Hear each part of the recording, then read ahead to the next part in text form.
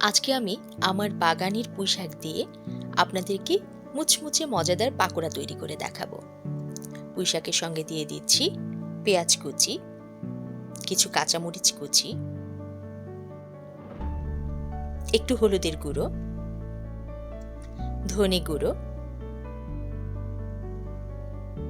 জিরার গুঁড়ো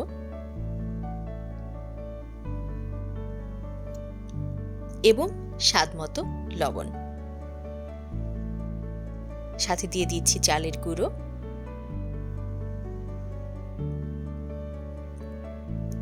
পানি দিয়ে ভালোভাবে মিশিয়ে নিতে হবে। আঠা আঠা করে মিশিয়ে নিতে হবে যাতে এটিকে আমরা পাকোড়ার আকৃতি দিতে পারি। প্রয়োজন অনুযায়ী পানি ব্যবহার করব। আমার ব্যাটারটা রেডি হয়ে যাচ্ছে। এবারে চুলায় একটি প্যান বসিয়ে তেল গরম করে নিচ্ছি। এর মধ্যে ছেড়ে দিচ্ছি পুঁইশাকের পাকোড়া।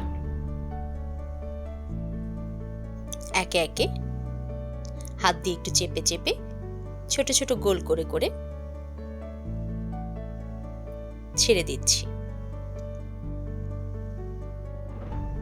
উল্টে পাল্টে ভেজে নিব। ভীষণ মজাদার হয়, খুব মুচমুচে হয়।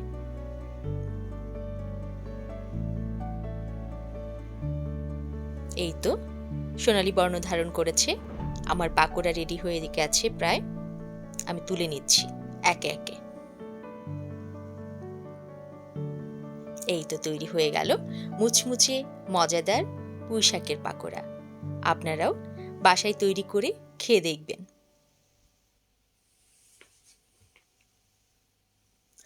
আর আপনাদের যদি ভালো লেগে থাকে তাহলে আমার চ্যানেলটি সাবস্ক্রাইব করে দিবেন।